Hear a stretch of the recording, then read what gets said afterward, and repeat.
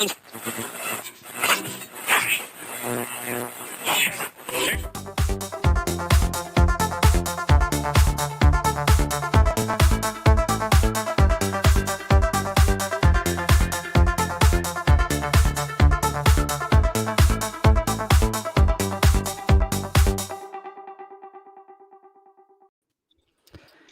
evening and welcome to the FB4 Daily. We have a few special guests on with us tonight. We're joined by a usual face, Grizz. Grizz, how are you?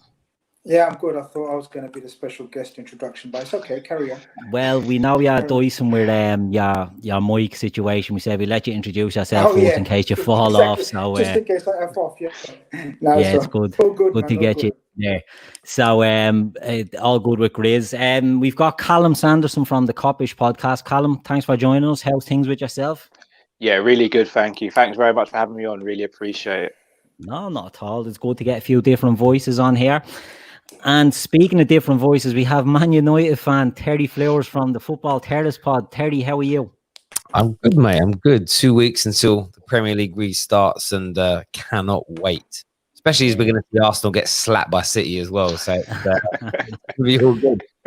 It is. It's, you know, it's getting exciting now, isn't it? You know, the little bits that are coming out. We're seeing, you know, teams going back training. Liverpool, for example, had the 11 against 11 at Anfield the other day, and it's just getting that bit closer. You know, the friendlies are getting passed to allow them to have friendlies within so many miles and all that. So it looks like it's setting up.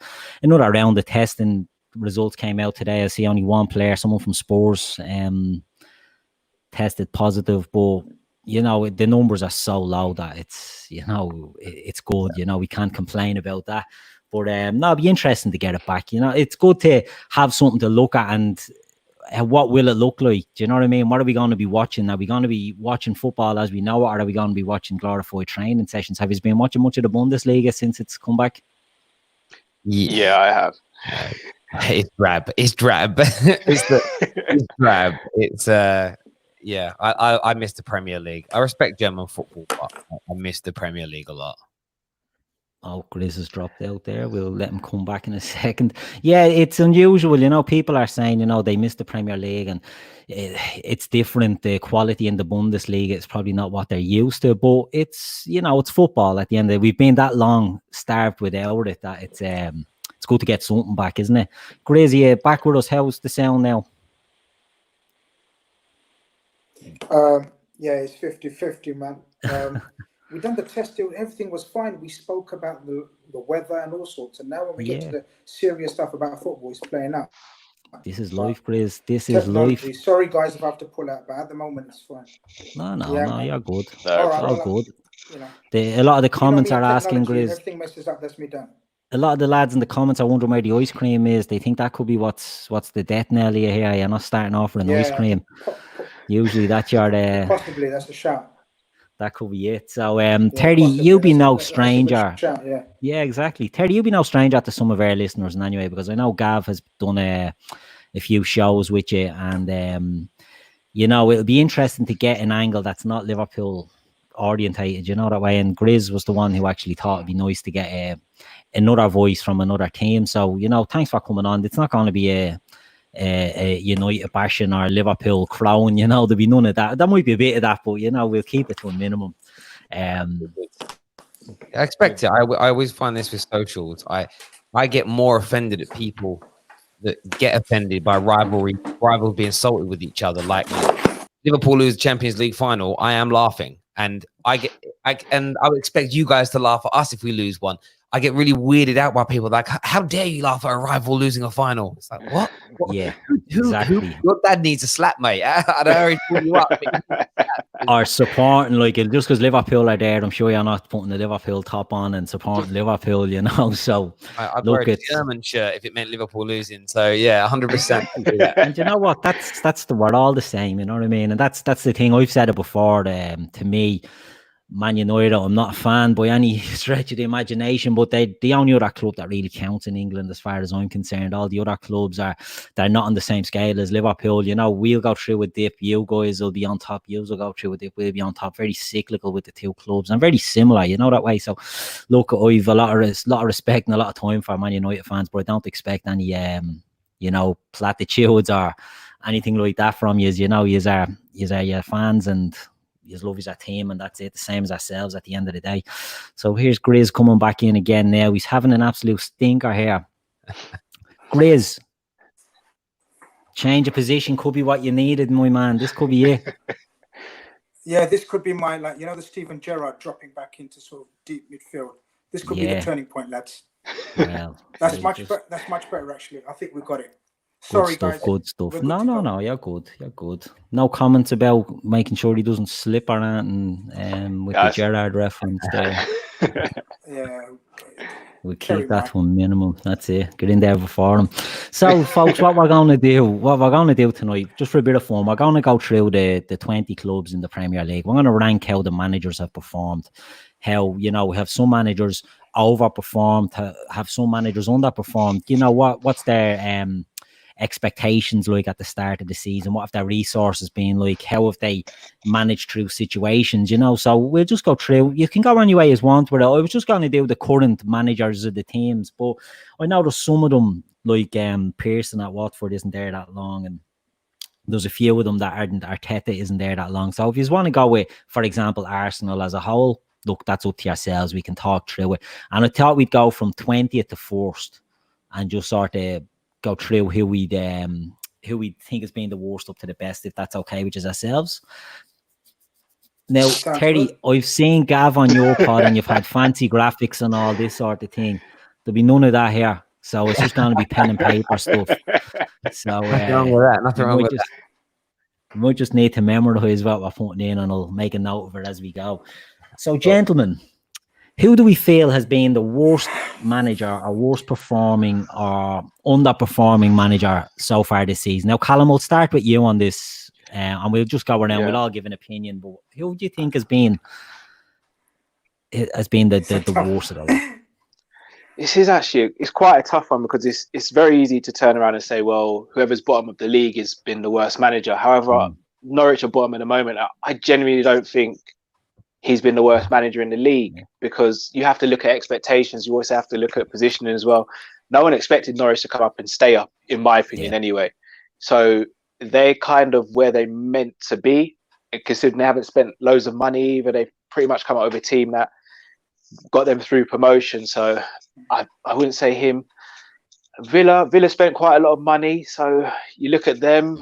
But then again, do you have to go into the top half of the league and maybe look at some of your underperformers? Again, Ancelotti's quite new at Everton, but you look at Everton for the money they spent, and I know it's going to seem like I'm bashing them because they're a rival, or they like to think we're rivals, but I mean, they genuinely, in my opinion, did underachieve massively until Ancelotti got there, because the money they spent, the squad that they built up over the last couple of years, you look at players like Sidibe, Luka Dean, Yerry Mina, like some of the money they've spent, it rivals sort of your top 6, your top 4 clubs. However, Ancelotti's not there either. So I think in terms of the worst manager, Terry, you're going to... No, I'm not going to say it. Almost had you there. Almost had you there. Terry actually knows I don't actually hate Solskjaer. So I think I may go with... Would I be cheating if I went with Everton's ex-manager or Everton as a whole?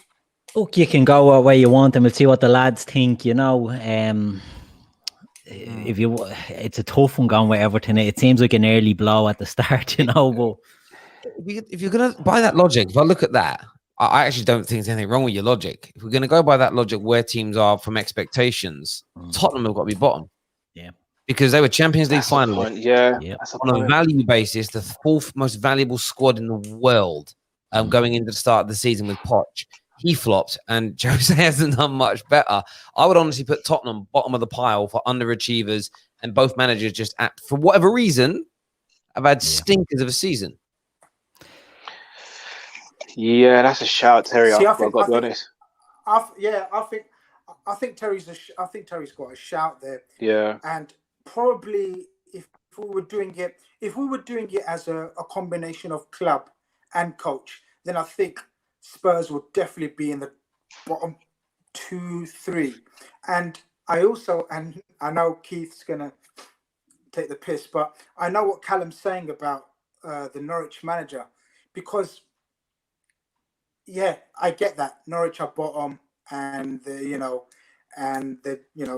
it's easy to say the Norwich manager, what an awful manager. But I've always believed, as a coach, I always got more time for coaches that try to play and try to create, as opposed to the managers that try to destroy and just defend their way out of trouble. Do you know what I mean, guys? Yeah. Like you can get let me use an example of, I don't know, who's that? Sean Dyche, right?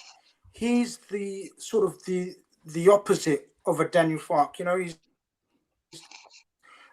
like, you know, block up teams, play to a percentage, play within his limitations.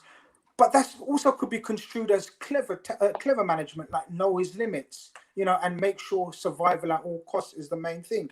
Whereas the Norwich guy, you know, a lot of their games, they create chances. And in my opinion, it's much harder. It's one of the hardest things to do, to create chances. And I think that's testimony to a coach that can sort of create chances with a limited team, limited talent of player against the top teams. For example, Norwich created tons of loads against us. You know, they beat City, a few other scalps as well. So I don't think necessarily Farke goes right at the bottom, but that's just my opinion. Well, do you know, it's funny you say that, because when I was thinking about doing this, I'd said it to Grizz. I approached Grizz and it was Daniel Farke sort of a appreciation that I knew would be at the fore of this. And I agree, to be totally honest with you. Like, Norwich started the season, they had an awful injury crisis as well, and they put it up to us in the first game, and they went on and they've had some good performances, but they just don't have the resources. And I think that's one of the things with Farke. So I certainly wouldn't have him on the bottom. Do you know what I mean? I think your shout was spot on there. I think Spurs have been absolutely woeful, and the lads on one of the Daytrippers pods the other night were looking back at the Champions League final last year, and they mentioned about what went wrong at Spurs in their opinion. You know, Pochettino leading into the final was talking about he'd quit if they won it, you know, and he just seemed he lost the trust of the players, the owners, the fans. He seemed to lost it with everyone there, and that carried into the season. You know, Liverpool the year before lost the Champions League final, but they had a plan, and they went on and they improved and they executed their plan and have gone on again, whereas Spurs have just fallen off a cliff, which is very, very unusual. And then they bring in Mourinho, who, you guys have had at United, Terry, you've seen firsthand what he can do. Well, I don't think you have, and that's the problem. Mourinho is a bit yesterday's man. So do you think they should be bottom of the pile here, or are we going to go over an individual, or what do we think? I mean, they're there. I mean, you could probably look at, Watford have got a shout at being at the bottom with the fact that they had Garcia and then went back to Flores. Yeah. Again, like that's just crazy management as a club. You've got West Ham with David Moyes is another good shout. I mean, it's been dog. I mean, it's been absolute dog breath the whole time. Like, there's nothing good. And a lot of people throwing in the comments, Tottenham are only 4 points behind Man United. That's true, but Poch and Jose their level of being regarded, they're 2 or 3 tiers above Ollie. So you expect in front, and the squad was voted better. Like, Man United are pretty much where most expected them to be. Most rival fans said we wouldn't make top 4. So it's like, okay, well, if we're not going to make top 4 and we're only 5th, then you were right. Thus, we're where you said. But I find with that is fair enough. That is fair enough, Terry. It's expectation at United wasn't that they're going to be challenging, whereas I think Spurs, a lot of people thought they would have been much closer than what they are. I mean, you look at the league table, like, they're down in 8th. It's madness. I'm going to put myself on blast here because I know someone in the comments may potentially do it if I don't. So I thought I'd get to them first. I actually, at the beginning of the season, predicted Spurs to finish above Liverpool. Wow. Yeah, I know. I thought I'd get out there just in case anyone else did. Because I thought, because we didn't add anyone of note in the summer, And obviously, we just come off the back of the Champions League final, where it wasn't a game where we blew them out of the water. We beat them 2-0, but it wasn't a 2-0 game, in my opinion. And the fact they added a couple of players as well, I thought they would have really kicked on this season. And yeah, they definitely didn't, which makes me happy because we're still top of the league. But yeah, I think I've got to change my mind and go with Terry, bringing up with what Tottenham said.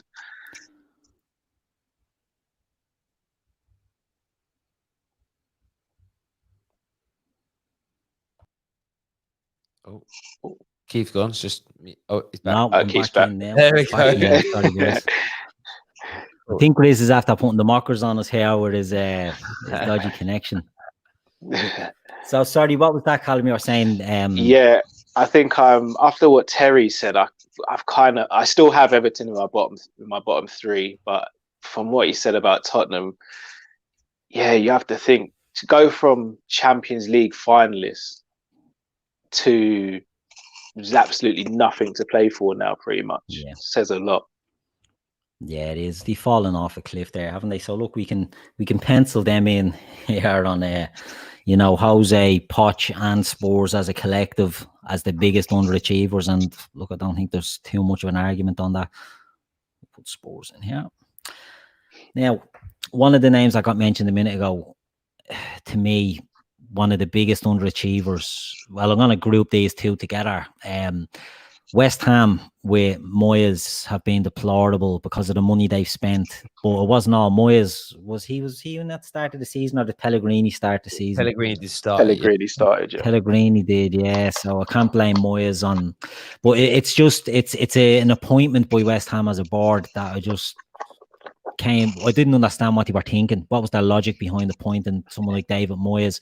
He seems to be so far away from the modern game. He's a manager from a different time nearly, and it's not that long ago that his Dogs of War were kicking lumps out of teams around Goodison and that. But it seemed a weird appointment, but they've invested a lot. But one team that have done, like you mentioned, Dean Smith at Aston Villa, they have spent a ferocious amount of money in the summer. And what have they signed? The players they brought in, they spent about 90 million making loan deals of players that got them out of the Championship permanent. And it was just money down the drain. They're a team, essentially, that's Jack Grealish. And if he's not taken for them, there's very little else happening. So I think, I know they're down there in the league in anyway, but I would be looking at them as some of the bottom feeders now for the next positions. Does anyone have an opinion on either of those? Terry?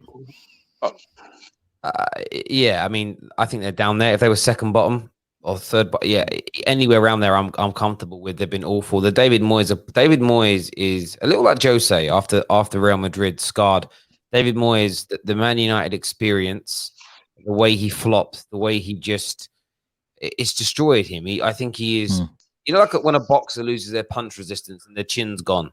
Like, he's punch drunk, he's gone. Like, it's just the worst appointment. And you go for a Pellegrini, it didn't work. But Pellegrini's got a style of play that's more progressive, that's more set in the future, how West Ham fans want to play.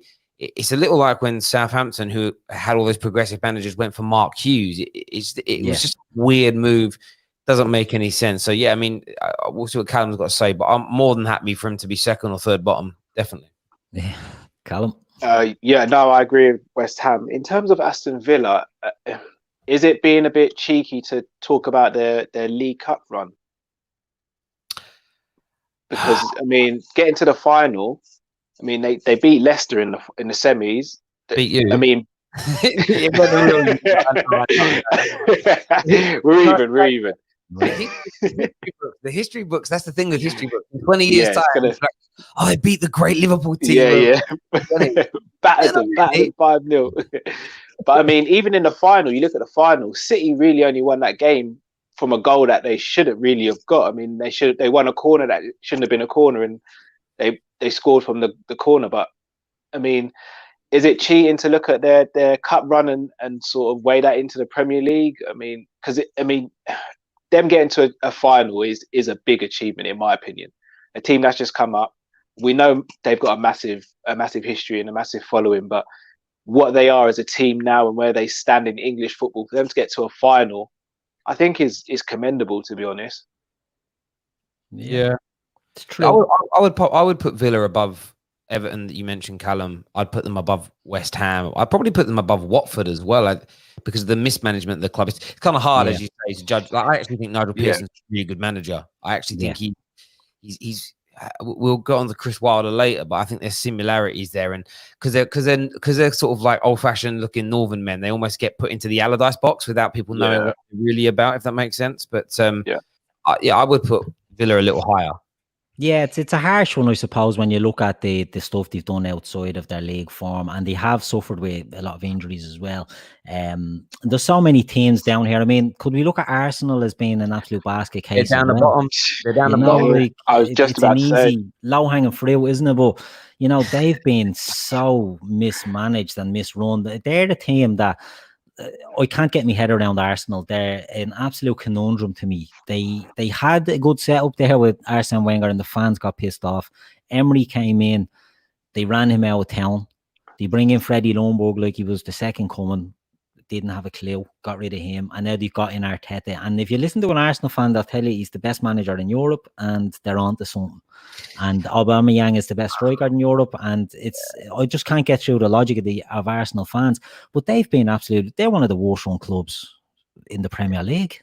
It's crazy about it. At the beginning of the season, we have a lot of gooners that come on the channel. It's one of those moments where I just thought, I'm gonna let them gas themselves. I'm going to let them talk themselves up. I was even spinning their propaganda, talking about third best strike force in the league. I would put that out as a sort of, I'll keep telling them that as well. And when it all goes wrong, because this is what they were saying to me, we've got a superior manager to Man United, like Emery versus is Ollie is no contest. We've got a better squad, and we've had a much better transfer window than you. We're top four's like a guarantee. We're back type. That was a notion. You didn't get that level of confidence from all United fans. I thought we'd be better this season than we have been, by the way. And I'll be very fair when it comes to Ollie's assessment soon. But with the way they've done, they've got rid of Unai Emery. And the Arteta thing's interesting because he worked under Pep. There's this assumption that he's going to be like Pep. But listen, Brian Kidd wasn't anything like Fergie. McLaren wasn't anything like Fergie. Carlos Queiroz wasn't anything like Fergie.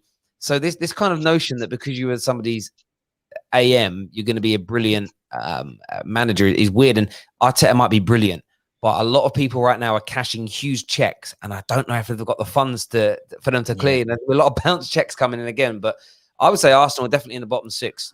Yeah, I couldn't agree more. They're definitely down there. Callum, what are you thinking? Terry put it perfectly. I mean, I've got a lot of friends who are Arsenal fans, and when they signed Pepe, my phone would just inundated, because obviously Liverpool were linked with Pepe quite loosely in the summer as well, and all I got was, we got Pepe, you ain't got the pulling power anymore, Arsenal are back.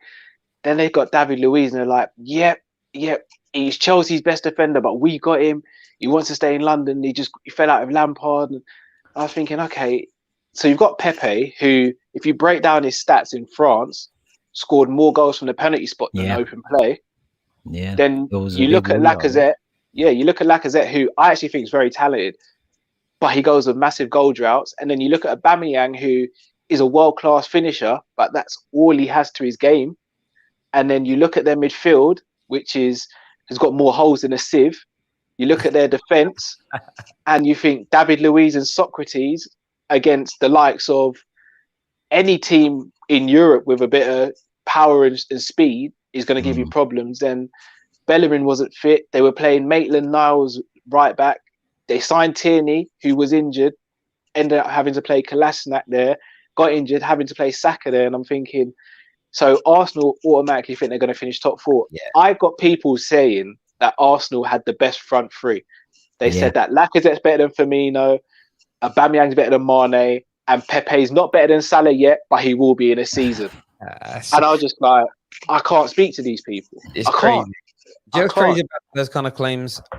You're my biggest rivals, and I'm respectful still to Liverpool, because what I won't do is disrespect top class players. And I know a lot of people, you disrespect Hazard. No, I don't. I just say that Hazard isn't as good as Messi and Ronaldo. Like with Mane, everyone knows how much I love Mane and Fabinho, and you can watch videos from 3 or 4 years ago where I was begging my club to sign them. So I'm not going to suddenly hate them the other way around. But Arsenal fans got gas. And if we are looking at outside Premier League competition, like we did with Villa, the way they embarrassingly got dumped out of the Europa League by Olympiacos, that's just another. Do you get what I mean? That's another moment where you just think to yourself, that's another reason for you to be down by the bottom, because you were through, and then Olympiacos scored that goal, and even then, your guy, the best striker in the Premier League, had an open goal, and he put it wide. Like, I'm sorry, that's, you know, if that fell to Mane in that situation, if that fell to Rashford, that's a goal, and we're just not 100%. But those boys, yeah, Arsenal are dead out here. Bottom six, 100% in my opinion, along with Tottenham, North London. North London in the house. But it is so true, you know, that they've seriously underachieved. So we're going through a lot of the bad ones. So do we want to throw some of these in position? So we've got Spurs rock bottom. Are we happy to keep them there? Yeah. And then who do we want to go second? Well, second last. Everton, yeah. Everton, right? That's fine with me. We won't get much argument on that. And then where are we going now? West Ham or Watford? West Ham or Norwich. I'd go West Ham because of the expectation and the money. I know Moyes didn't spend it, but he spent a lot of money on Allaire, on Fornals. You know, they moved into the stadium a while ago, but they thought this was the year they were going to kick on and all, and they've been absolute muck. So I'd like to throw them in there as well. And I'm not a big Karen Brady fan after our carry on as well about null and void. West Ham fans makes me laugh. Is they all go on about you can't create an atmosphere in that stadium. Yeah, I was there on the Super Saturday, where we won 3 gold medals in the space of half an hour. And let me tell you, that place was rocking. Atmosphere was okay, was it? Oh, it was honestly, it being in Stratford where I grew up as well. Like, I had tears in my eyes most of that. Actually, the whole 2 weeks I was just like emotional because it was like my little town in London has got this big major event.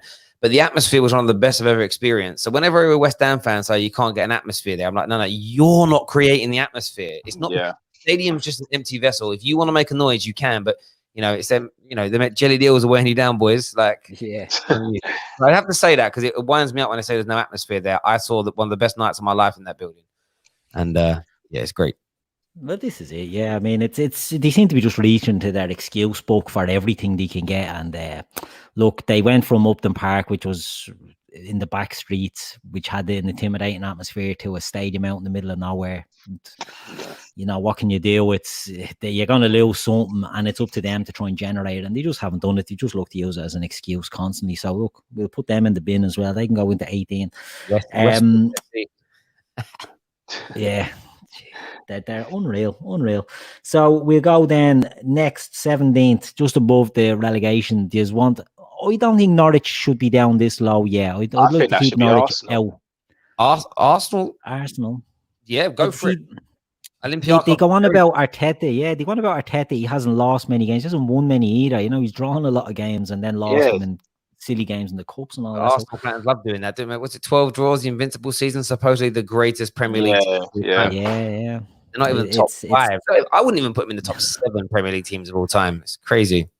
Yeah, it's crazy how it can be perceived, isn't it? You know, it's they were a good team. I mean, I suppose all football back then, it was a different time. It was, you know, big, strong teams going hell for leather at each other. But when you look back at it, 12 draws, it's an awful lot of draws. But there you go. They got the title, the Invincible, so we can't really knock them for that. Terry, I know you're keen on Watford in here. Does Nigel Pearson get them a reprieve, or are we going to throw them in at 16? I feel like because of how bad it's a bit of a club thing. Pearson, it just hasn't quite been there long. Oh, do you know what though? They did beat you. Yeah, I knew you were going to say it. Yeah, he gets a reprieve. Yeah, he does. Just officially voted as the best moment of the season, which is mad. So mad. Yeah, it's crazy. I mean, we hold our hands up to that because we hijack them votes all the time. So there's no way to put our hands up on that one. Yeah, take our licks. So we'll right. What do we think? Watford in here at 16, and just want to go Norwich then at 15. Yeah, and probably followed by Aston Villa. Yeah. Now, Well, should Villa be higher than or lower than Norwich then? with the cup sort of. I forgot. Yeah, the cup. What about now? Yeah. One team that I think are sneaking under the radar here, and it's typical. Now, Bournemouth. Eddie Howe. Yes. You're right. You're right. Because they're they're 18th for the moment. Yeah, and they get like a lot. It's weird. They kind of. I know they're small and they're tiny, but because they've played good football for a few years, nobody seems to want to criticize Eddie Howe. Yeah. I mean, Arsenal fans wanted him. Remember? Jeez. Yeah. Yeah.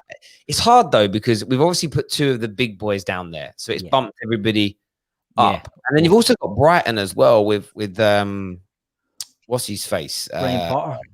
Yeah. I don't think he's done that bad. To be honest. Yeah. I just think it was, he's on a bit of a hide into nothing, isn't he? Because people are unhappy that Chris Hughton was sacked, but that's kind of not Potter's fault, if that makes sense. He went, sack him and give me a job. Yeah. But you know what? I think we should throw Eddie Howe down there, maybe just in front of Norwich, because obviously Norwich are bottom, so he can't be too high up. I can't say he's like the 10th. So we'll throw Norwich into 15, will we? And we'll put Bournemouth at 14. Yeah. Yeah. Probably followed by Brighton, would you say? Yeah. Southampton. I know they've had a resurgence, but let's not forget they took a hiding at the beginning of the season. Yeah. They just done a new deal though, hasn't he? Old Hasselhoff. Yeah. I can't pronounce it. How is it pronounced? Yeah, they're just giving him a new deal. So yeah, I mean they've done well. He has turned it around. Yeah, they did well. I think that's where he needs to be congratulated. Like when you've had a bad start, and because it's very rare in modern day football for a manager to have a bad start and then have a drumming or look like it's over and then start to turn it around. I think that needs to be congratulated, and that is obviously a loaded comment for later. So, oh no way. So yeah, Southampton are a tough one. I know they are down there, but he hasn't held. They got, who was it that hammered them? Was it Leicester walloped them? Yeah, 9-0. 9-0. You're on the back of a 9-0. It's like, right, it's lights out. But he did turn it around. Now Danny Ings came in and started scoring goals for them. And if you have a goal scorer down that end of the table, it'll get you, cover a multitude of sins. But I think he's a decent manager, Hassan Hutel, and I think he's one of these. I think he's one that has, will change the training methods and change the diet stuff that Southampton are doing, and it might just take a while to translate into that form, So so we'll go Brighton after Bournemouth, so Graham Potter can go in there. We'll go with Brighton. And then we'll go Southampton. Yeah, so just sticking on Southampton, should we commend their the way the clubs run as well for sort of taking that stance and sticking with Hassel-Houghton, because a lot of other clubs that have just got rid, I think they would have fallen into the pressure. And Southampton have been doing this for years as well. They've just been avoiding. I mean, we're obviously guilty of taking their best players, but they've just constantly been recycling the squad, constantly been, in my opinion, overachieving, and I think they're doing it at the moment as well.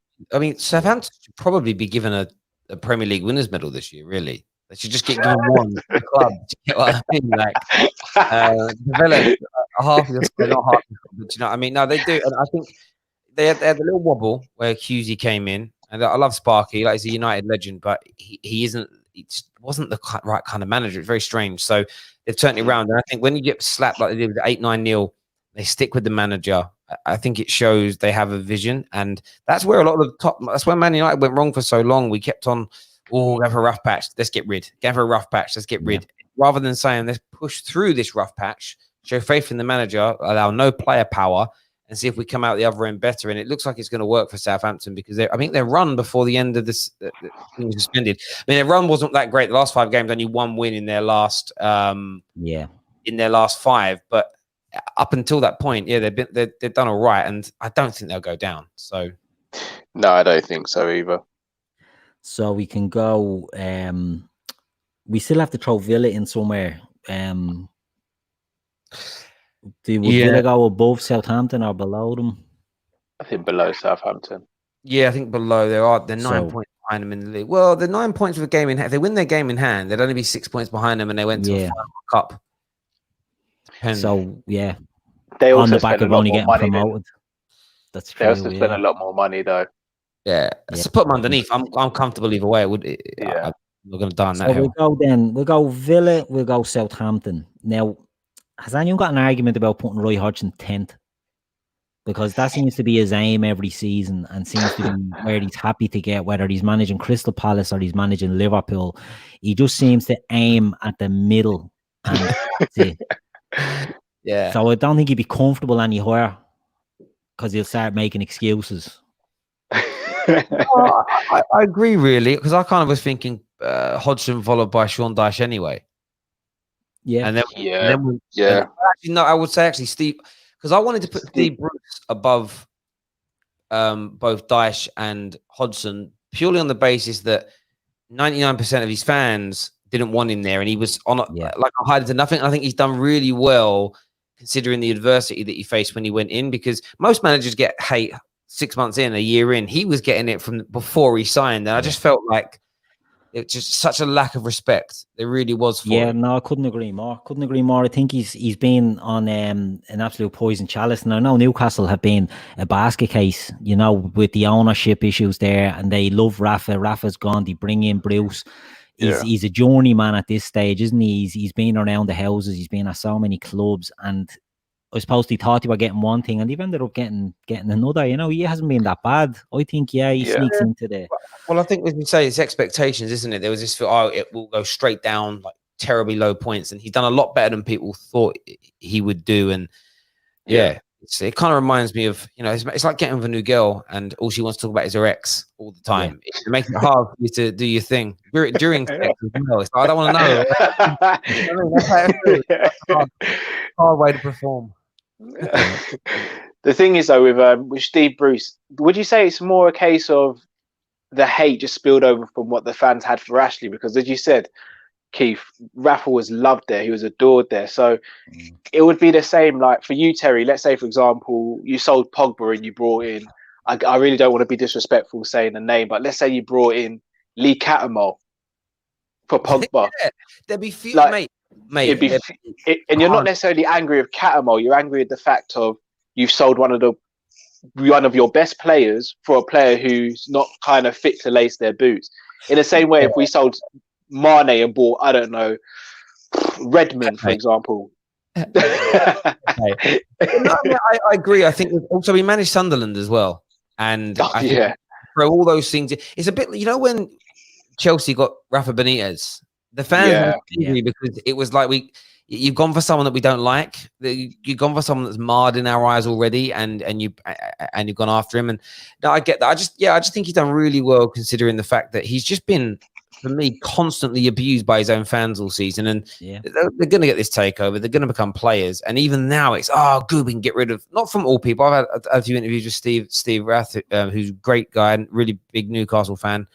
He's been very respectful, but I've seen a lot where good, we can get rid of him now. It's like, Jesus Christ, like, just relax. Give him a chance, You might actually need Bruce to stay for a year while the new owners find their feet and start to improve things. I got told by this Newcastle fan that still, like our clubs all have like chambers for ice baths and all this like top of the range stuff. The ice baths at Newcastle are paddling pools filled with cold water and ice. Like, you're not going to sign top players until those things are improved, and a year or so, even with that money, So you think people just slow down a minute, slow down. You're not going to. It took Man City 8 years to become like it took them like a decade to become this dominant team they've been. So Newcastle need to just relax. Exactly.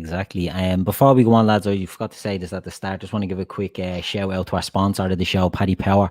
So Paddy Power is a bookie, a website and an app. If you gamble, please do so responsibly, and remember to do so with Paddy Power. So we've put Palace as number 10, and we're now debating the top sort of teams that we have left. So I've heard Deutsch getting a mention there and Bruce getting a mention. I know we'll talk about Ole coming up as well. Now, someone that I think has really underperformed, he's not this low, is Pep Guardiola. For expectations and how the season has panned out. So I want us to just bear him in mind as well, when we're going up, I don't want to leave it that he's up in the top 3, you know, because I don't want to forget that he's had an absolute stinker of a season, no matter what happens. But I think there are, you know, circumstances that have sort of led to that. But again, I don't give him a pass on it. But we'll keep him in mind. So we're into the top 10. So far to run through, we've got Spurs at 20. Absolute muck. We've got Everton at 19, which is absolutely wonderful. We've West Ham, Arsenal, hilariously at 17. We've got Watford, Norwich, then Bournemouth, Brighton, Villa, Southampton, and Palace. So that's where we made up our bottom 10. So we've a few that people might have thought would have been well down there, as we just spoke about Steve Bruce. Yeah. So we'll move into the top 10 now, boys. Who do you want to go with at number 9? Just want to go with Deutsch at 9 and with Bruce ahead of him? I think that's more than fair. I wouldn't have Deutsch much higher than 9. What do you think? I'd be comfortable with that personally. I think either way, neither of those positions would offend me in either direction. Yeah, I mean, I think where are they in the league? They're 10th, aren't they, at the moment, Burnley? Burnley are 10th, yeah. Yeah. They've not done that and good. They've not done that and bad. You know, Deutsch has been Deutsch, and you know it is what it is with them. So I think 9th is a decent enough spot for him. 8th, are we going to go with Newcastle, or do you think Bruce deserves to be even higher than that for what he's done, what we've spoken to, the stuff he's been up against? Is there anyone else you think needs to be in? When I look at the rest of the people on the list, that's a problem. I couldn't argue him above everybody else, if that makes sense. Yeah, no, I agree. Yeah, I agree. So we'll go with Newcastle then, Steve Bruce, and which in fairness, it's not a bad it's a bit of recognition for him. He's not a manager that gets much, you know, neutral love, and I think it's, you know, fair play. He's done a good job against the odds, what none of us probably seen coming. So yeah, fair play. I hope he's listening and he can sit down, have a cup of tea and a little smile on his face for coming 8th. Go on, Brucey. Well done, Brucey. Well, one of my, I'm a bit biased. So one of my, like, obviously he's a United legend, and he them goals against, I want to say Sheffield Wednesday, if I've got that wrong. It was Wednesday. Yeah. It was Wednesday. I was a kid, and yeah, it's one of the happiest moments of my life. So yeah, he did that, and you always got to back someone that gave you like that moment in your life. So yeah, so couldn't agree more. So number 7. Ooh. Number 7 now. 30. I'll say straight away, this is where I would put Ollie right now. Number 7. This is where I have him as well. Oh, this is both of you. Yeah, this is where I have him, and it's not a dig at him. It's not a dig at him. I think he's done okay. I'm going to be honest. I think he's done okay. I think the expectation has been lowered at United, and it's allowed him to go in and sort of do what he's done. If he had gone into the job earlier, I think he would have been run out of town. But he's spent a lot of money. He's trying to change it slowly. Maybe 7th, maybe one position higher, maybe. But I think 7th is probably... When I look at the other guys that are left in here, I just think they've overachieved under the circumstances than what Ole probably has. Yeah, I agree with that. I think with Ollie, my list would be lower if it hadn't have been for the fact that we're still in the FA. Like we're going deep into the FA Cup. We're still in the Europa League, got a good chance in that, and we had that run from January until the season was suspended, where we were one of the best teams in the league, and that run in itself, as we said about Southampton having their runs, it was okay. Or that from, in my mind, in terms of what we're doing now, save that. Those 3 things save him. If we'd have done this list in January, I'd have put him about 12th, something like that. But I can't put him above the Nunos and the Chris Wilders because they've done it. We have got a much superior squad to both those teams, so we should be a little further in front of them than we are. Again, if we do this at the end of the season, it might be different, because if we go on to win one of those trophies and we finish inside the top 4, it will change my mind. But right now, I would say 7th is about fair. When I look at everyone above him, I couldn't sit here and honestly justify him being higher. Yeah, and it's the exact same reasons, Terry. It's not digging him out because it's United. I genuinely just think there's other guys have achieved it with the resources at their disposal. Callum, how are you thinking on this? I've got to be honest, it makes me a bit sick to defend a Man United manager, but surely he's got to be above Pep. Let's be honest, going into the beginning of the season, Ole Gunnar Solskjaer was expected to been sacked by Christmas. Man, you weren't expected to get top 4. You weren't expected to win anything this season with Ollie there. The whole plan, from what I heard from Man United fans at the beginning of the season, was right. By Christmas he'll be gone. We'll get Pochettino in, and then we'll wherever we are from there. We'll finish off this season, and then next season we'll definitely challenge for the league with Poch. Ollie is a point or two outside top four, as you said, Terry. Still in the FA Cup, still in Europa. When I compare him and his expectation to what Guardiola's was going into the season, now granted, position-wise, yes, Guardiola is second. However, 25 points behind any team for Man City with Guardiola is absolute failure, if you ask me. You look at how much he spent, and I know Ollie did spend a lot of money in the summer, but he actually recouped a lot of money as well. And I think as football fans, we almost sometimes forget that there's a difference between just going out and spending money, and there's a difference between that and reinvesting money and then maybe adding to that. Yes, Maguire was a lot of money, but who else could you have gone and got that summer? There was no one else you could have got of that or that quality or similar quality. Yes, Pep spent 70 odd million on what was it, Rodri, and then Angelino, who's now sent out on loan. For me, I think Ollie's got to go higher than Pep. The only issue, I've got to stay true to my own logic, and I've said this the other day, and I don't know how Liverpool fans feel about it, but Pep could go on.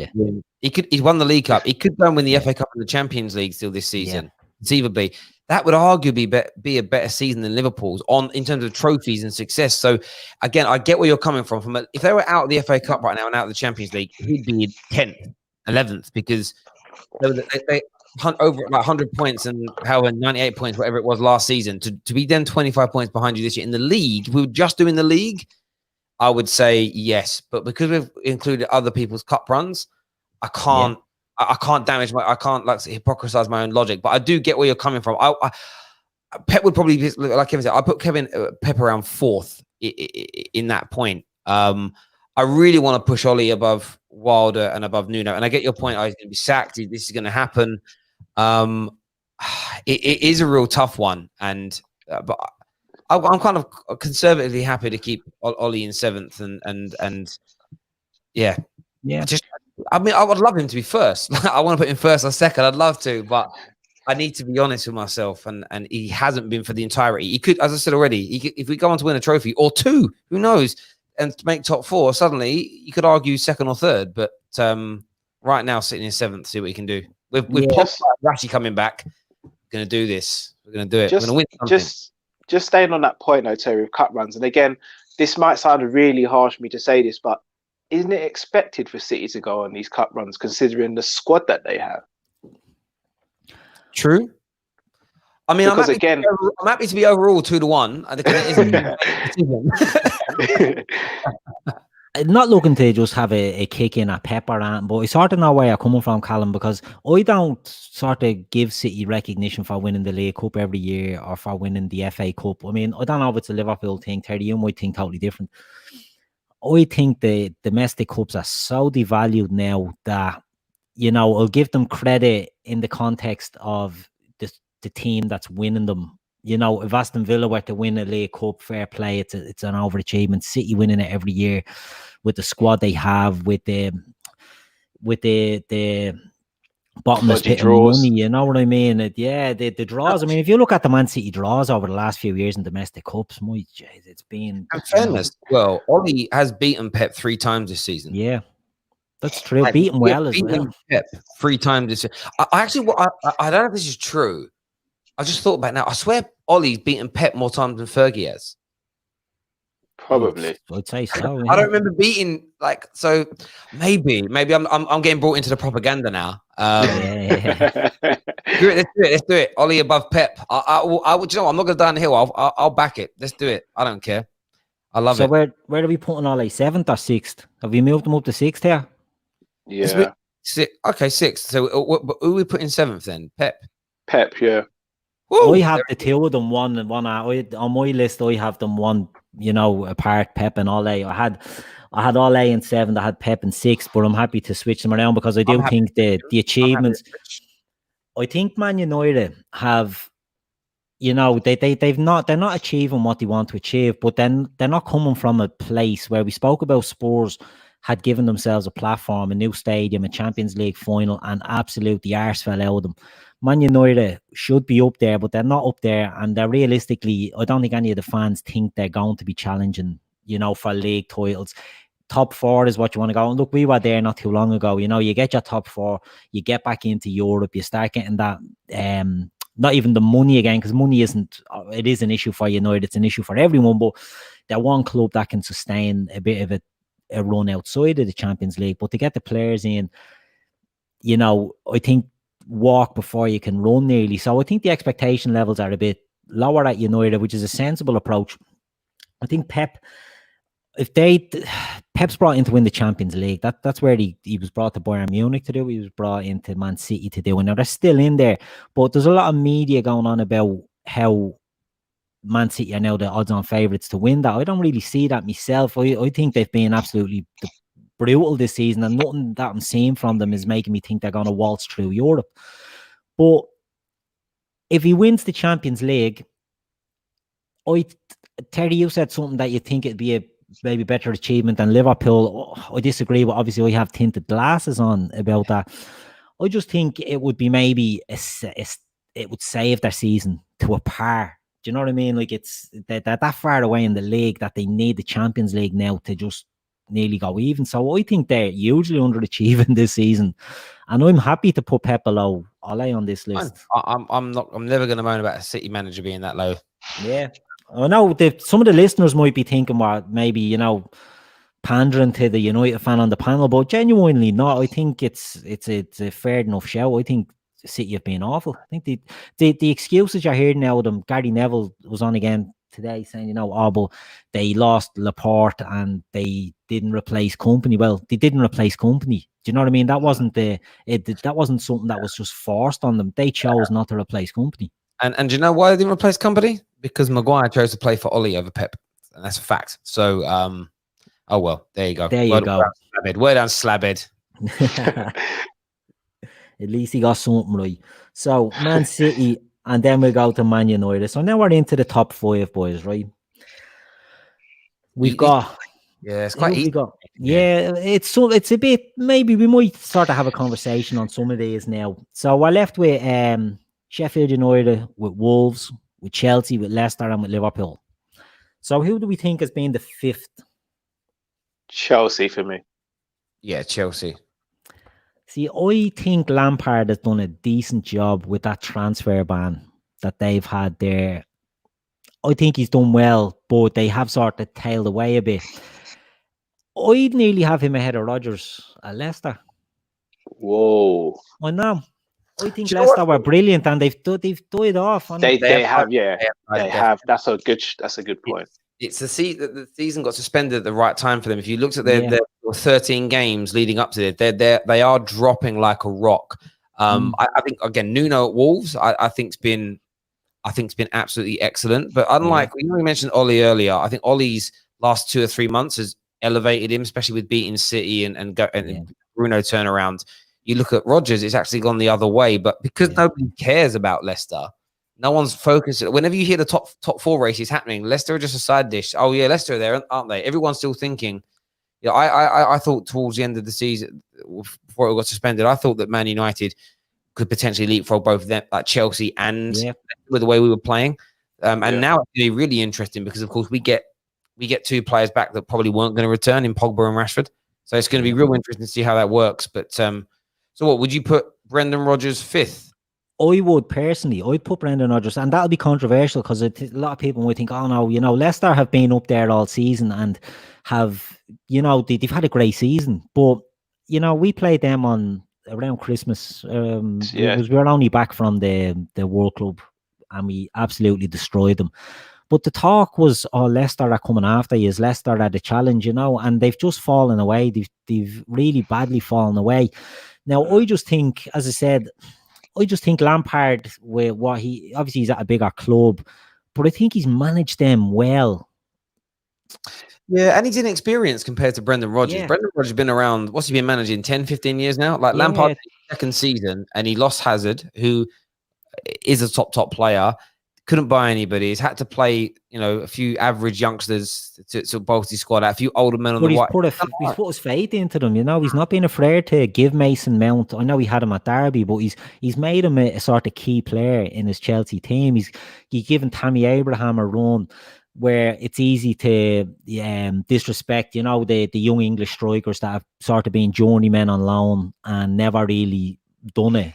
And he's made him his focal point for the start of the season. Now I know he's tailed off, but I think they've done okay under the circumstances. I'd put Rodgers in fifth, but I'm not by any means saying that's definite. So if you guys feel that maybe Frank in there will be easily swayed, that's just my thinking on it is maybe Brendan. I think for me, and again, the points you both make are really good. I think for me, I'd put Chelsea below Leicester purely for the fact that I know Lampard had a ban, but if you look at their squads, I think Lampard had a better squad going into the beginning of the season than Leicester did. And I didn't expect Leicester to be as high. I mean, Leicester was second for quite a bit of the season as well.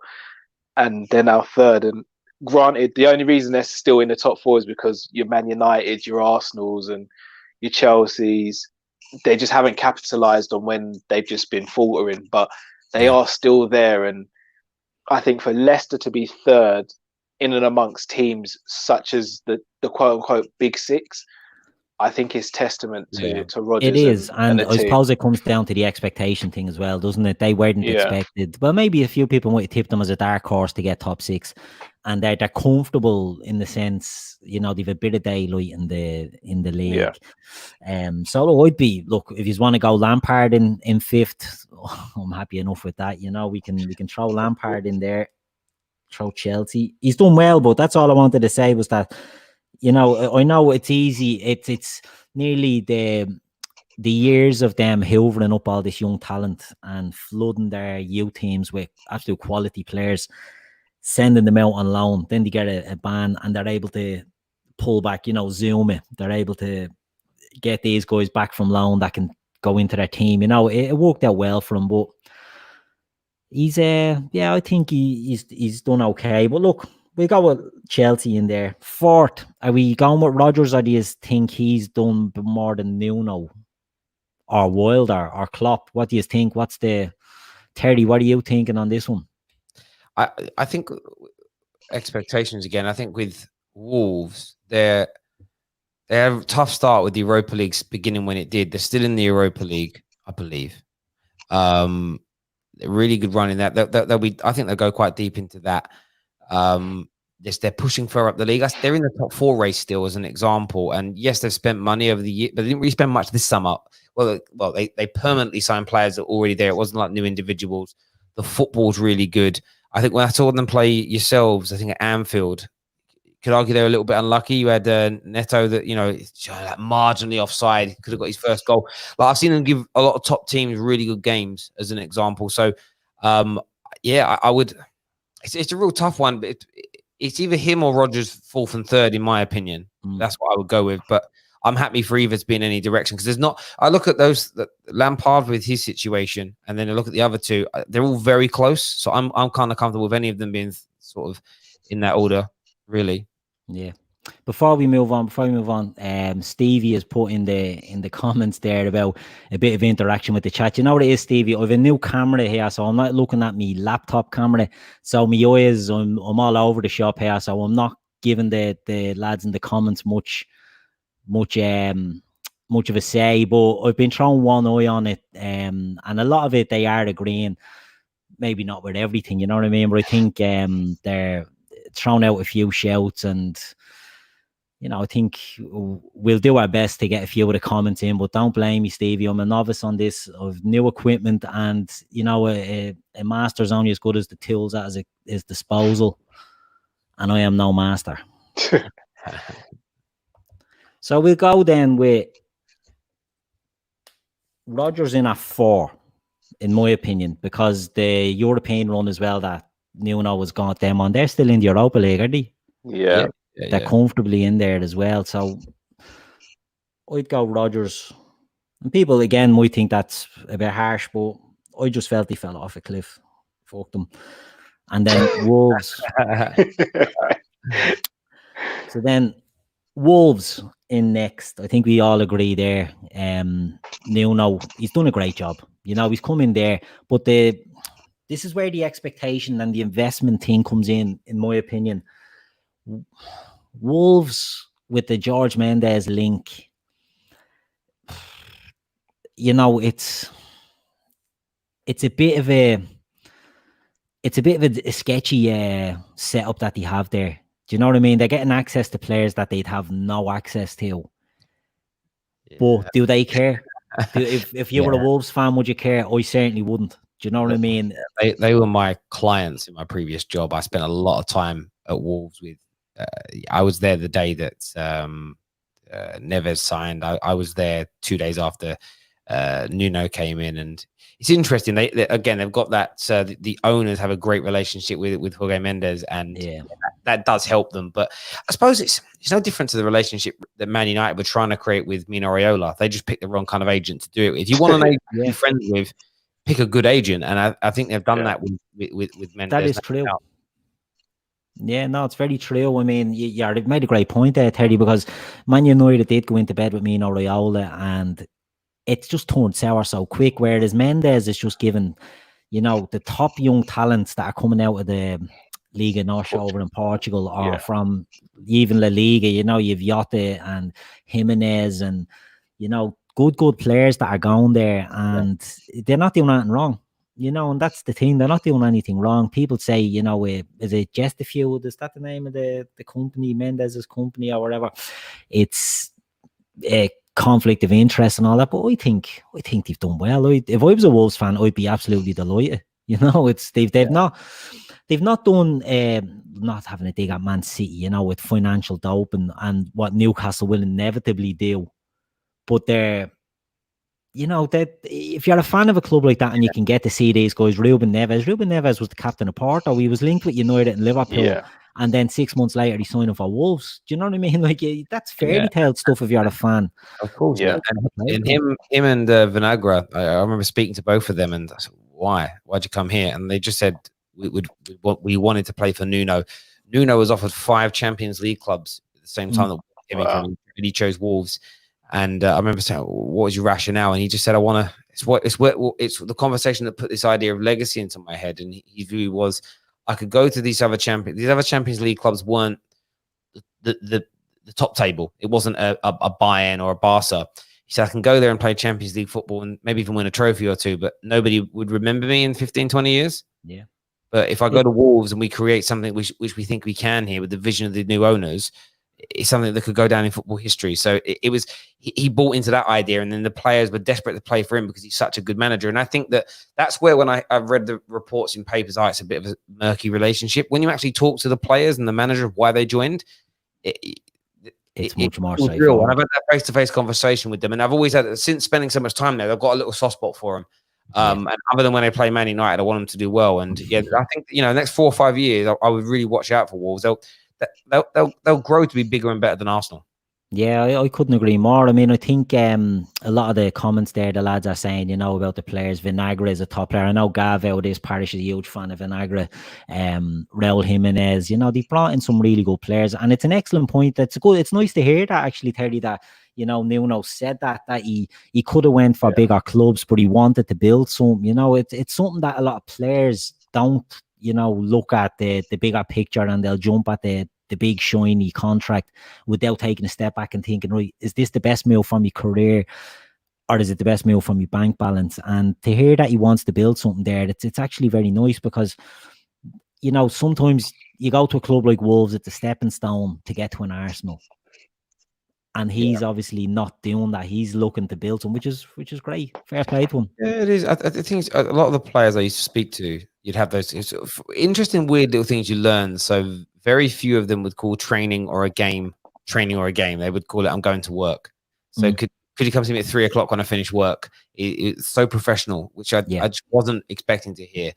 But a lot of them spoke about legacy. So whenever I hear kind of Grealish to Man United, and you get fans go, why would he go there when there's all these teams that are bigger and better? Because being part of a team that turns United's fortunes around gives you legendary status. Look at this Liverpool group now. Yeah. winning major Van Dijk. Van Dijk. If you look at Van Dijk, if you look at Mo Salah, Mane, Alisson, they're going to be remembered. And if they're going to be remembered forever. And you might now go on a 20-year period where you're winning titles regularly again. And within that period, a lot of these guys won't be there then. But this will be the group in the team that's remembered because it's 30 years, because it's they brought you back to the pinnacle. And if you can do that, and United's wait wouldn't be as long, God willing, from my point of view, it's in the next year or so. But you create this and you dine out on it forever. You become a legend in a city and a legend within a country. And when it's as big as the Liverpool or Man United, you get global recognition. And this means something to players because they know they're going to become millionaires. They know that already. They know they're going to score goals. They know they're going to win trophies. But when they're 60, 70 years old and they turn and they walk through Liverpool, when they turn up for a game, people are going to remember Van Dijk's face, not even to the day he dies. They're going to remember Van Dijk forever. We still sing George Best songs, and he's been dead 15 odd years and he hasn't played for us since the 70s, but we still sing his name because it's true legacy. And that's what these players want. And I think that's what, and when they say that to your face, it's a case of that makes sense why certain transfers happen because I've got an opportunity there to do something that I can't do at this better team because I'm just going to be a small fish in a gigantic pond here. I've got a chance. So sorry, I thought I'd come a bit of a tangent, but I thought I explained. No, not at all. I love a tangent here. I love, and as Owen Burke says, Nuno has a quality beard as well, which is always a plus point in any of these sort of things. So look, Wolves have done great, and it's nice to get a bit of insight, Terry, from what was going on at the club. It sort of maybe highlights what we all suspected. And anyway, so yeah, that's nice. We'll move on and we'll go to number 2 now. There's not really any doubt on where this is going, but Chris Wilder has had, when you read about him and you hear him and you read about his career, it's absolute madness what they're getting up to there. Even when he plays Liverpool there and he brings some training in Stanley Park, you know what I mean? Like on a pitch outside the stadium, his methods are just so outside the box that it baffles you how he's so successful. But the fella is doing something right there. What's his take on him, Callum? What are you thinking about him? I think they're brilliant. I really do think they're brilliant. I mean, you look at some of their players, and their players aren't household names, but you look at, I really like Stevens at left back, for example. Like, if someone said to me right now, who can you go and get as viable competition for Robbo? Stevens is one of the players on the list for me because his stats are really good. When you actually watch him play as well, he makes such an impact on the way they play. You look at someone like Ludstrom in the middle of the park as well. And just the cohesiveness and chemistry in the team. And you don't hear about them in the news. You don't hear about anything Wilder does outside. You just hear about them training. You watch them play, hard-working, honest group of players with good talent, but they've just got the right blend and the right mix. And to see them come up and perform like this is the last time I think I've seen a club come up and perform like this was probably Ipswich back in like 2000, 2001. So I think what they're doing is absolutely exceptional. One of the things, before I let Terry have a say, that absolutely strikes me about Sheffield United is they've only about 6 players that are from, outside of Britain and Ireland. And I think they signed 3 or 4 of them in January. So their squad only had Mo Besic and Lis Musa, I think, were the only non-British players in their squad. But the way he plays, he's playing 3-4-3, centre-backs that overlap full-backs who are always on the attack. Like, he's doing things that other managers just aren't doing or don't trust players that were lower league players. John Lundstrom, I mean, he's gone through the leagues to get where he is. He's had to fight and work hard. They're not top technical players that are doing this, and he's getting every inch out of them. Terry, what are you thinking about them? Yeah, if Jurgen Klopp and Liverpool if they were top but you hadn't have done the madness you have, I would put, if you were now top with, I don't even know what you're top with. 82 points. 82. Let's just say you were top now with 65 points. As an example, I would put Chris Wilder as number 1 because that's what he achieved. Jurgen Klopp's just gone too far. But I don't even understand.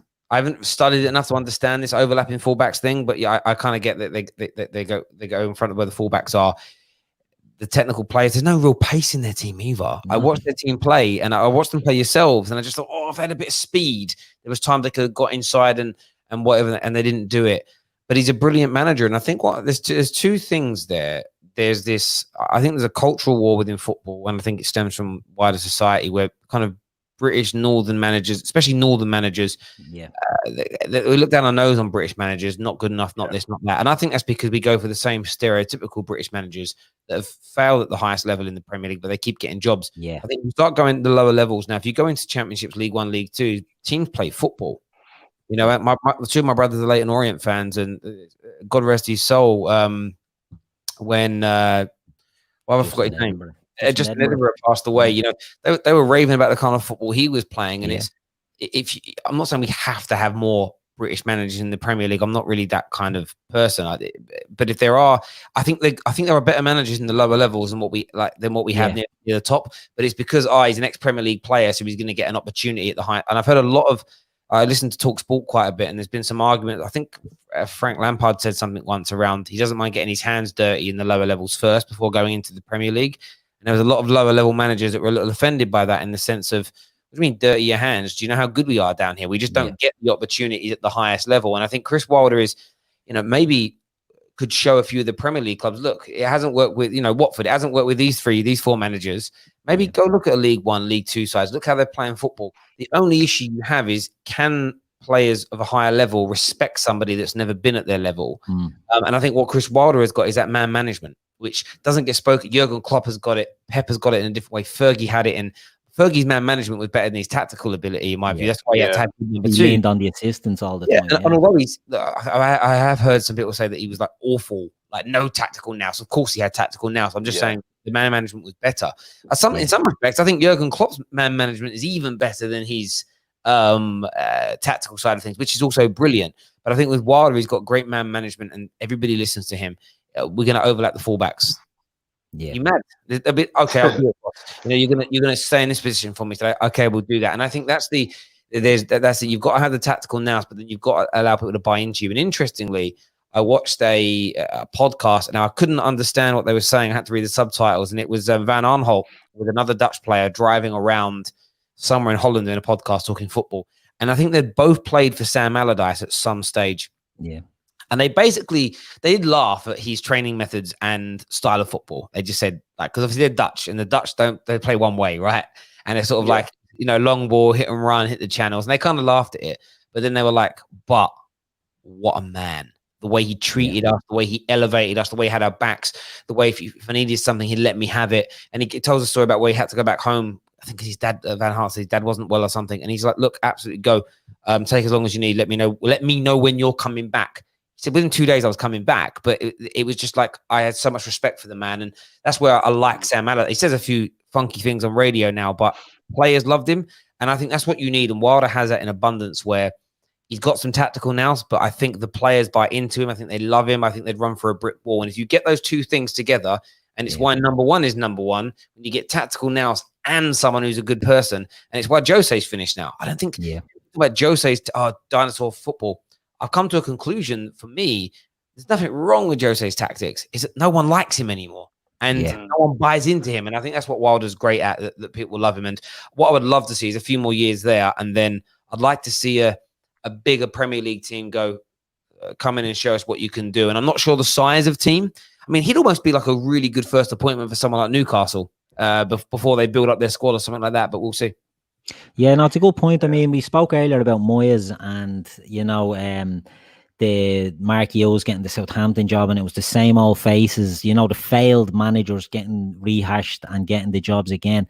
When you have got the likes of Wilder out there, and you mentioned Justin Edinburgh, and I've seen someone in the chat mentioned Lee Johnson at Bristol City, and then those others like Danny Cowley, is that his name? Danny Cowley at Lincoln, or one of them lower league teams as well. Carl Robinson at Oxford. Like, there's good managers down in the lower leagues that have sort of progressive ideas, but they just don't seem to get the chance. They don't. The British managers now, you've got the Deutsch, you've got Eddie Howe, and I don't know, they're so stagnating it's not going to open up the opportunity. They're going to morph into the Moyeses and the Allardyces and, Harry Redknapp, another man who got the motivational side of it spot on, maybe more so than the tactical end of it. But, it'll be interesting to see if they do go down that road of Wilder does open a few doors. But look, I think it's chicken and egg. I get the argument of if Wilder or any of those managers went to a big club, could they attract players? And I do get that argument, but that's where the clubs have to be strong, because there's this element of we're picking the right guy. We know he can play the football we want. You, as the current squad, will listen to him. And he is a Liverpool manager. I think he's almost pushed. And that's where the clubs have got to make the right appointment. You think we think of Moyes at our club.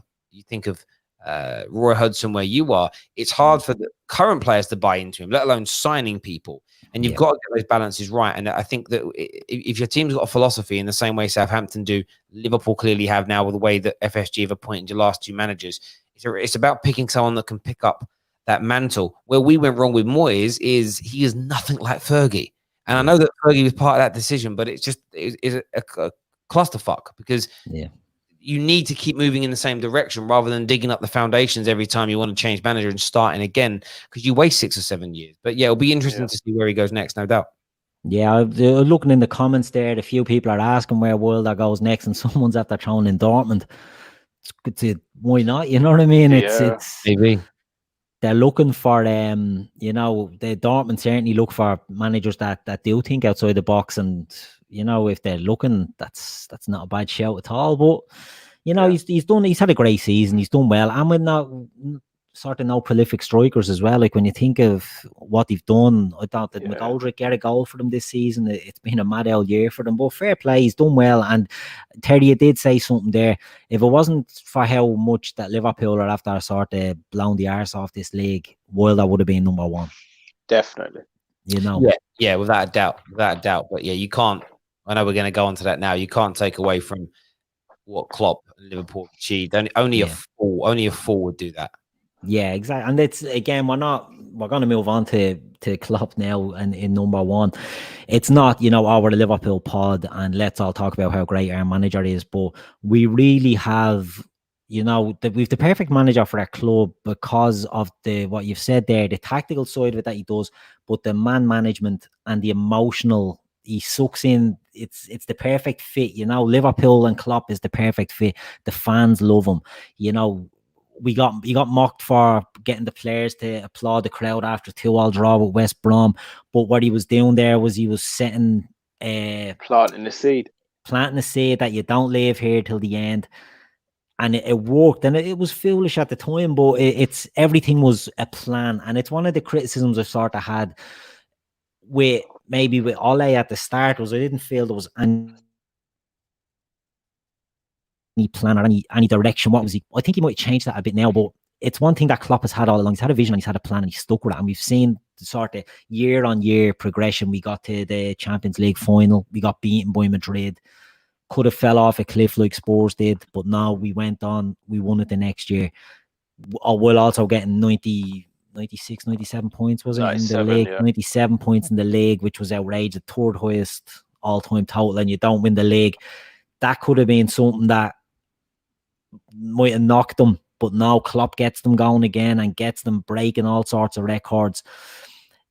The man management side of what he does, it must be an absolute joy to play from. Now, Terry, I'm going to come to you on this as a Man United fan, and I'm not trying to get you to say how brilliant he is. You've already said sort of what you think of him, and it's to say anything else is a bit foolish, but to have that sort of a manager, players must be queuing up to play from.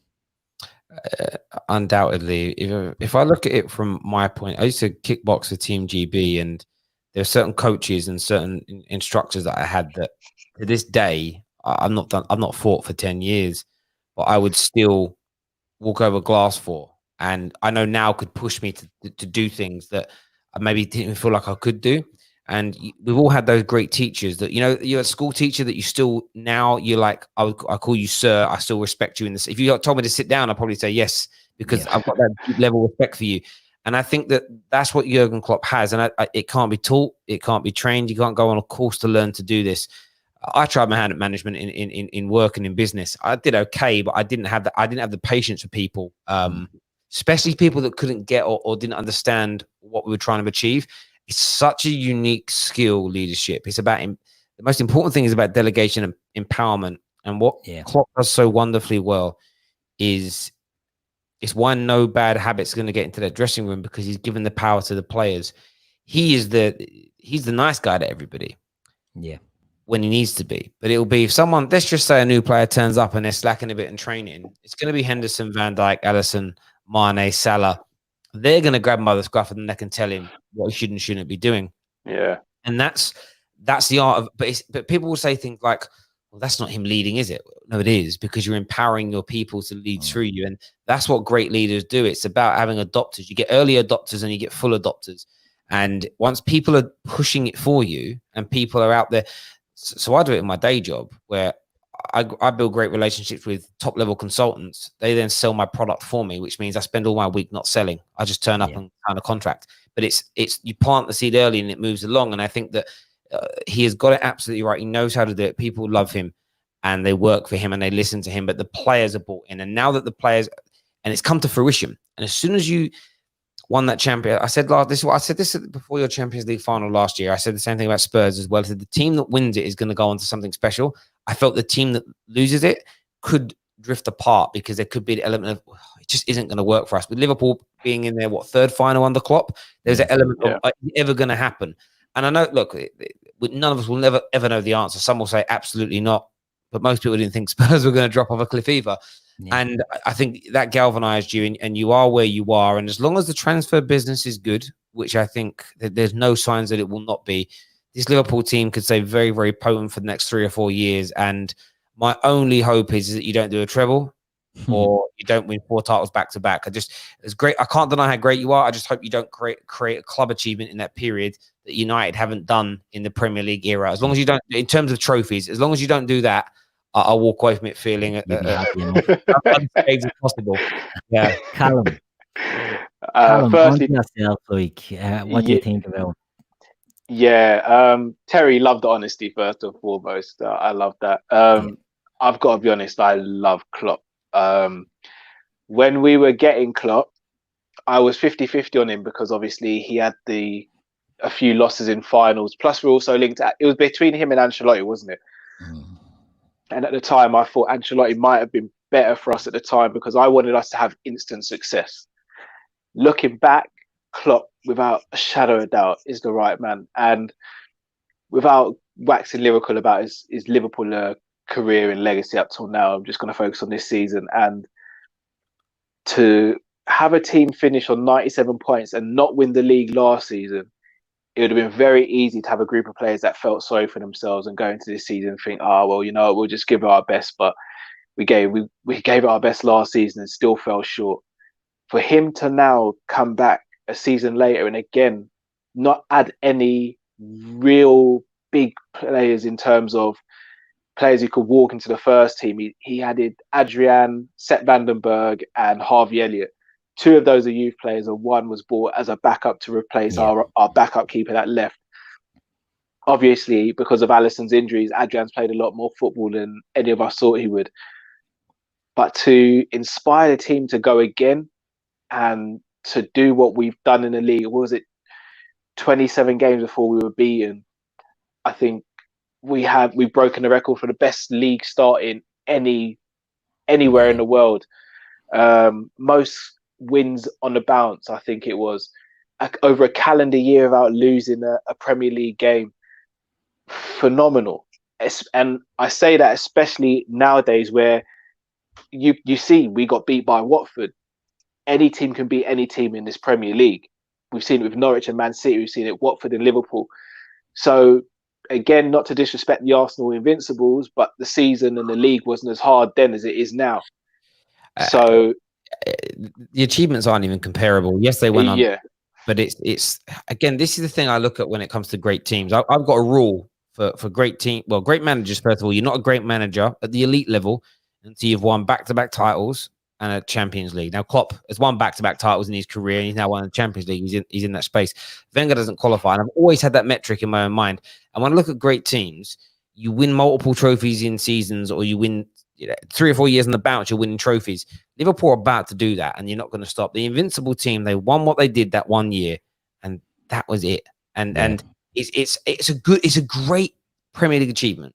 But when you think about Man United's treble winning team, Man United's sort of 07 to 09 teams that won that, both of them are above as an example. I even would put Arsenal double the Chelsea team.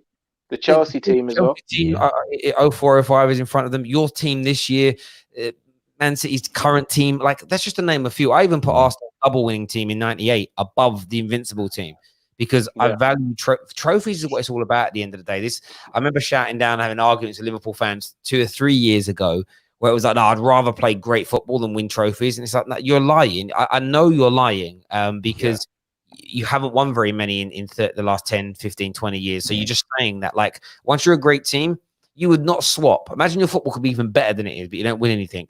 It's a weird notion. And I think that's the thing that people have got into their head. It's all about the style of football. It isn't. It's nice to have brilliant football, but I would take Jose. If Jose was still here, but we were winning major trophies, I wouldn't care. I just want to win those trophies. Sorry to cut you, Terry. Put it this way: before Coutinho left, dare I say it, that's the best attacking Liverpool side I've seen in my lifetime. You had Coutinho, Salah, Mane, Firmino, and they were just running through teams. The team we've got now, attacking wise, isn't as good as the team attacking wise then. But we won a Champions League and we're about to win a Premier League trophy. So what do you take? You've got to compromise a little bit. You've got to compromise a little bit. It's like your midfield. It's like your midfield. On paper, like individually, they're good players. Actually, I think Fabinho's world class. I love him. Doesn't get the respect that he deserves in that position. But Gini's very good. And Henderson's a good. I mean, I wouldn't even. I always find it weird that he's player of the year. I wouldn't even say he's. I think I would say out of your main starting 11, I'd put him 11th in terms of best. Like, and that isn't disrespecting. I just think everybody else is better than him, right? But as a unit, it's amazing. And this is where people get really confused between individual brilliance and the overall quality of a football team. And you're not watching tennis or MMA. You're talking about a football team and how they can work together. And, you know, for me, I would take a 7 out of 10 player who makes my system 10 out of 10 over a 10 out of 10 player who's hit and miss every week. And people that don't, again, these individualist fans we get nowadays, they're very strange beings. I'm not sure, you know, maybe they didn't eat at a table growing up or you know, maybe I don't know what happened in their upbringing, right? And I'm keeping it on a funny sense, but there's like I don't get people that watch football from an individual point of view and support a player. It's very strange. If my kid do that, they're being adopted straight out. Well, look at the Real Madrid team with all the Galacticos. What did they win? Yeah, very little. They still had like Solardi and all these guys, Makalele in there to do all that running and all that. Well, they got rid of Makalele, didn't and they? That's where got it all rid of went Makalele. wrong. Yeah, exactly. That's where it all went wrong. You know, and you can overlook that sort of thing. Listen, lads, I won't keep us too much longer because I think we're up to about an hour and a half now, and it's been great. I'm just going to run through our final table, right? So we'll start from the bottom, the useless, right? So we've Spurs in at 20th, Everton at 19, West Ham at 18, Arsenal 17, Watford at 16, Norwich 15, Bournemouth at 14, Brighton at 13, Villa 12, Southampton 11. Into the top 10, top of the pop style, we've got Palace in at number 10, we've Burnley in at 9, surprise entry, Newcastle at 8, we've another surprise, we've Man City at 7, we've got Ole at the wheel at 6, we've Chelsea at 5, Leicester at 4, Wolves at 3, Sheffield United at 2, and Liverpool at 1. Lads, I've enjoyed this chat. It's been a great chat. It's been a bit of fun, light-hearted, but I've really enjoyed it. It's a pity Grizz wasn't able to stay with us, but I'm sure we'll get him again another time to do it. The technology is giving up on him, he said. But I just want to thank you for coming on, lads. Callum, thanks very much for giving us the time tonight to come on and have this chat. No, pleasure. Absolute pleasure. Thanks very much for inviting me. Really appreciate it. Thank you. Not at all. You can find Callum on the Kop-ish Podcast. Look her up. It's well worth getting onto the YouTube channel there. It's great stuff. And Terry, again, thanks very much for coming on. I know it's not easy coming on to the Liverpool pod, but we appreciate you doing it. It's good. It's good. It's always. That's why I changed for being a dedicated United channel. I love talking to other teams about their clubs. And it's nice to have a civil conversation where you can say something and people are not getting salty and offended. But no, absolute pleasure coming on. Thanks for having me. No problem. And people can find you on the Football Terrace. Is it the Football Terrace pod? Yes, mate. Football Terrace. We stream like 3 times a day. We're always on. So yeah, come check us out. Excellent stuff. Listen, thanks again, and to everyone in the comments. So I know I wasn't given too much, like I said, technical issues. My camera is pointing in a different direction, but we were following up. I know Gav jumped in and he was keeping an eye on it there, and I'm getting threatened with a slap now and off or something, but I'm sure I deserved it. So look, thanks for joining us, and it was a pleasure having the lads on, and we'll see you all again soon. Thank you.